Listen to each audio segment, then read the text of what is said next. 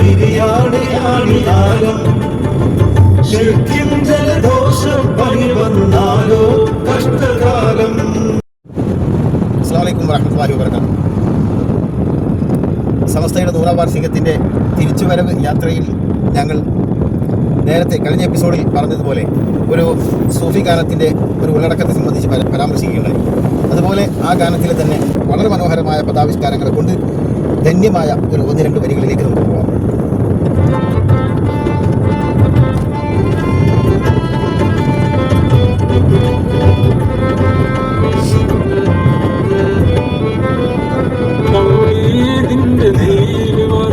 ബിരിയാണിയാണിയാലും ശിർക്കിൻ ജലദോഷം പനി വന്നാലോ കഷ്ടകാലം.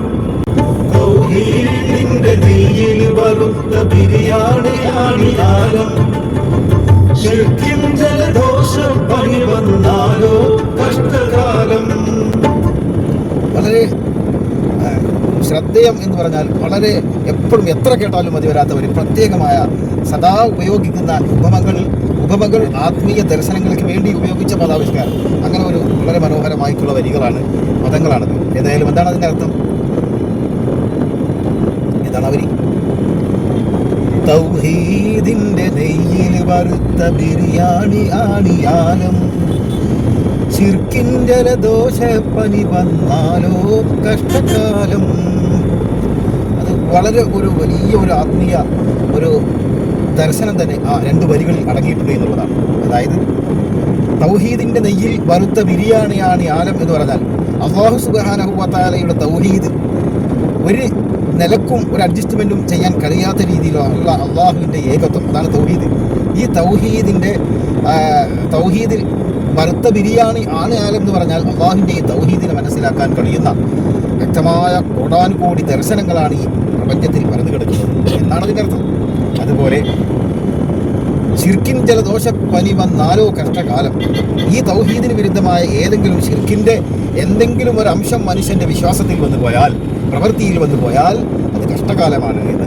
അത് അള്ളാഹു പൊറുക്കില്ല. ബാക്കിയുള്ള വരികൾ പറയുന്നുണ്ട് അള്ളാഹു പോലും ശിർക്ക് പൊറുക്കില്ല എന്ന് പറയുന്ന ഉള്ളടക്കങ്ങളിലൂടെയാണ് പാട്ടിൻ്റെ വരികൾ പോകുന്നത്.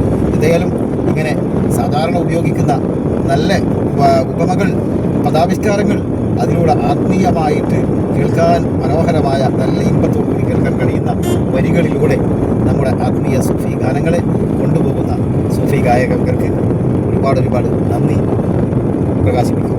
ഇൻഷാ അല്ലാഹ് സൂഫി ഗാനങ്ങൾ നമുക്ക് നല്ലതാണ്. പക്ഷേ സൂഫി ഗാനങ്ങളിൽ അള്ളാഹുവിൻ്റെ പരിശുദ്ധമായ ദീനിൻ്റെ തൗഹീദിനോ അതല്ലെങ്കിൽ ശരീഅത്തിനോ വിരുദ്ധമായ വ്യക്തമായി അതിനെ ചീത്ത ഒരു വ്യത്യസ്തമായ ഒരു മോശപ്പെട്ട ഒരു ആശയം പുറത്തേക്ക് പ്രവഹിക്കുന്ന രീതിയിലുള്ള ഒന്നും നമ്മുടെ സൂഫി ഗാനങ്ങളിൽ കൊണ്ടുവരരുത് എന്ന് മാത്രമാണ്